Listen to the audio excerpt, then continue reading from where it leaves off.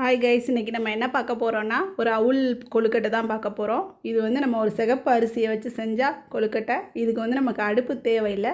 நம்ம வந்து டைரெக்டாக கையிலே செஞ்சிடலாம். பாருங்கள் எப்படி செய்யலான்னு.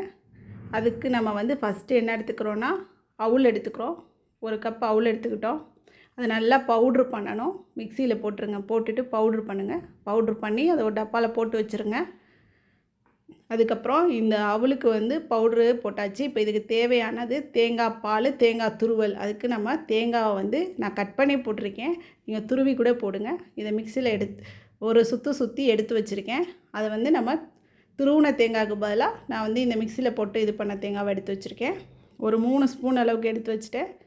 இதில் மிச்சம் இருக்க தேங்காயெலாம் நான் தண்ணியை ஊற்றி தேங்காய் பால் எடுக்க போகிறேன். நம்ம இந்த கொழுக்கட்டைக்கு மெயினாக தேவைப்படுறதே தேங்காய் பால் தான். ஏன்னா துருவி போட்டிங்கன்னா இன்னும் ஃபாஸ்ட்டாகிடும். நான் வந்து கட் பண்ணி போட்டேன். பாலை நல்லா அரைச்சிட்டேன் பாருங்கள். இதை வந்து நம்ம என்ன பண்ணுறோன்னா நல்லா வடிகட்டியை வச்சு பாலை மட்டும் தனியாக வடித்து எடுத்துடலாம். நம்ம வந்து இப்போ இதுக்கு வடிகட்டியில் வந்து வச்சாலும் ஃபஸ்ட்டு எடுக்கிற பால் வந்து ஒரு நல்ல திக்காகவும் ஒரு டேஸ்ட்டாகவும் இருக்கும். அதுக்கப்புறம் நீங்கள் செகண்ட் டைம் வந்து தண்ணி ஊற்றி அடிச்சிங்கன்னா பால் அந்தளவுக்கு டேஸ்ட் இருக்காது. அந்த ஃபஸ்ட்டு பால் தான் நல்ல டேஸ்ட்டு கொடுக்கும். நம்ம இந்த கொழுக்கட்டையில் வந்து இப்போ இந்த தேங்காய் துருவல், இந்த தேங்காய் பால் இதுதான் மெயினாக நமக்கு டேஸ்ட்டு கொடுக்கும். அங்கே பாருங்கள், தேங்காய் பால் எடுத்தாச்சு. நீங்கள் இதுக்கு தண்ணி சேர்க்கக்கூடாது, வேறு எதுவுமே சேர்க்கக்கூடாது. ஒன்லி தேங்காய் பால், அவ்வளோதான். நல்லா அமுக்கி விடுங்க. பால் நான் ஃபஸ்ட்டு பால்ன்றனால கொஞ்சம் நம்ம கம்மியாக தான் வர மாதிரி இருக்கும். ஆனால் நம்ம எடுக்கிற போகிற குவான்டிட்டிக்கு அந்த பவுட்ருக்கு இந்த பால் போதும். நம்ம வந்து ஒரு 4 ஸ்பூன் தான் எடுக்க போகிறோம் பவுட்ரு. அந்த தேங்காய் துருவலோடு இந்த அவல் பவுட்ரை கொட்டிக்கோங்க. அதோட ஏலக்காய் பொடி ஒரு 2 ஸ்பூன் போட்டுக்கோங்க. நல்லாயிருக்கும். ஏலக்காய் பொடி போட்டிங்கன்னா நல்ல வாசமாக நல்லாயிருக்கும். டேஸ்ட்டும் உங்களுக்கு சூப்பராக இருக்கும். இதில் கொஞ்சம் தேங்காய் பால் ஊற்றிக்கோங்க.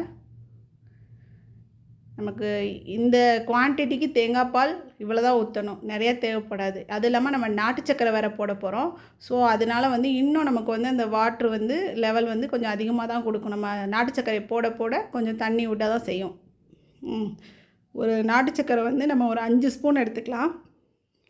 நீங்கள் இதுக்கு பதிலாக வெள்ளை சக்கரை போட்டுக்கலாம். ஆனால் அது அவ்வளோக்கு டேஸ்ட்டும் வராது, உடம்புக்கு வந்து நமக்கு ஹெல்த்தியாகவும் இருக்காது. நாட்டு சக்கரை போட்டிங்கன்னா ரொம்ப ஹெல்த்தியாகவும் இருக்கும், நல்ல டேஸ்ட்டாகவும் இருக்கும். நம்ம நாட்டு சக்கரை போட்டு நல்லா பிசைஞ்சு விடணும். எவ்வளோ நேரம் நீங்கள் வந்து அந்த மாவை வந்து பிசைகிறீங்களோ, அவுல் பவுட்ரை பிசைகிறீங்களோ அவ்வளோக்கு அவ்வளோ அந்த ஒரு டேஸ்ட்டு கிடைக்கும். நமக்கு ஃபைனலாக அந்த ஒரு பைண்டிங் கிடச்சிரும் அந்த கொழுக்கட்டைக்கு. பாருங்கள், நம்ம எப்படி இருந்த மாவு இப்போ எப்படி ஆயிடுச்சு பாருங்கள். அவுல் பொடி எப்படி ஆயிடுச்சு பாருங்கள். அந்த ஒரு நல்ல ஒரு திக்கான இதுக்கு வந்துருச்சு பாருங்கள். இதை வந்து நம்ம கொழுக்கட்டை அச்சு இருக்குல்ல, நிறைய இதில் விற்கிது, டிசைனில் விற்கிது. நீங்கள் வந்து இந்த மாதிரி எடுத்துக்கிட்டிங்கன்னா உங்களுக்கு ரொம்பவே நல்லாயிருக்கும். அந்த அச்சில் எடுத்து வச்சுட்டு நீங்கள் ஒன்றும் பண்ண வேணாம். ஒரு லைட்டாக மட்டும் எல்லா சைடும் கரெக்டான இதில் வச்சுட்டு ப்ரெஸ் பண்ணிங்கன்னா கொழுக்கட்டை உங்களுக்கு ரொம்ப அழகாக வந்துடும். இதுக்கு நம்ம அடுப்பில் வச்சுட்டு இந்த மாதிரி அச்சு பிடிச்சி மாவெல்லாம் இப்படி நமக்கு செஞ்சால் ரொம்ப ஈஸியாகவும் இருக்கும், டேஸ்ட்டாகவும் இருக்கும். அதை விட இது ரொம்ப டேஸ்ட்டாகவும் இருக்கும். கொழுக்கட்டையோட அச்சு நீங்கள் இதிலே சைஸ் வைஸ் விற்கிது. உங்களுக்கு சின்ன சைஸ் வேணால் நீங்கள் சின்னதாக வச்சுக்கலாம், பெரிய சைஸ் வேணால் பாருங்கள் கொழுக்கட்டை எப்படி வந்துருச்சுன்னு. நல்லா உங்களுக்கு இருக்க டைம் ஆக ஆக ஸ்ட்ராங்காக இருக்கும். நீங்கள் அன்றைக்கி ஃபுல்லாக கூட வச்சு சாப்பிட்லாம், கெட்டு போகாது, ஒன்றாகாது, ரொம்பவே நல்லாயிருக்கும்.